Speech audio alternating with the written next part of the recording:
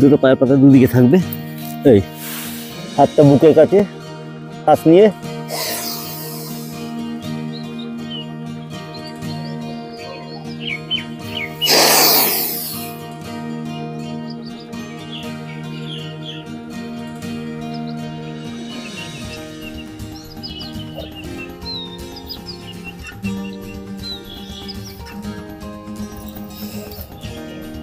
আরেকবার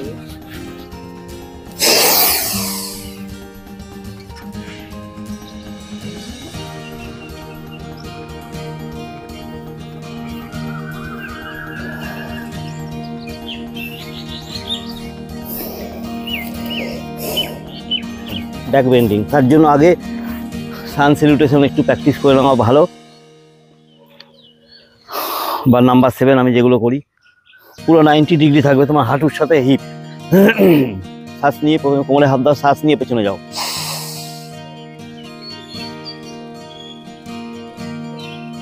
শ্বাস ছেড়ে নর্মাল টোয়ের উপর থাকতে পারো অথবা ফ্ল্যাট ফুট। এবার আরেকবার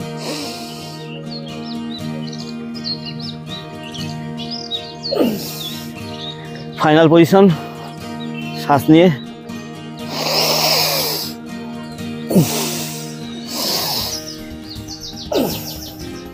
যতটা সম্ভব চেস্ট ওপেন করতে হবে।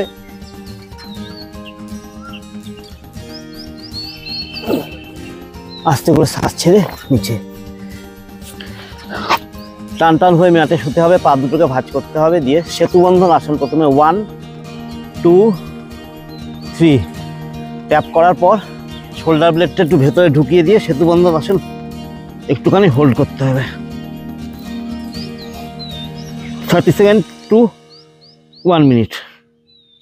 হোল্ড করলে ছেড়ে দিলে হাত দুটোকে আস্তে আস্তে আস্তে উপরে নিয়ে ঠিক এই পজিশনে রেখে যতটা ভেতরে সম্ভব হাত দিলে পা দুটোকে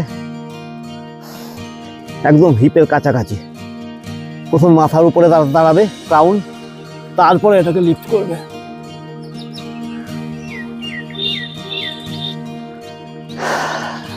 সবাসনে থাকবে, বাদিক দিয়ে উঠবে। নেক্সট হচ্ছে 3 নম্বর যে পোস্টারটা দেখলে তোমাদের হনুমানের কথা মনে পড়ে যাবে। হনুমান যখন বন্ধন পাহাড় দিয়ে নিয়ে আসছিল, ডান হাত দিয়ে ডান পায়ের আঙুল, বাঁ হাত সামনে, পা উপরে।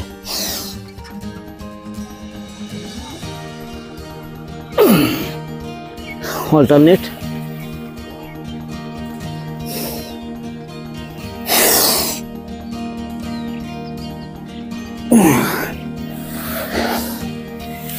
এই 3টে ব্যাক বেন্ডিং আসন যদি করা যায়, স্পাইন ফ্লেক্সিবিলিটি বাড়বে, হার্ট লাং ওপেন হবে।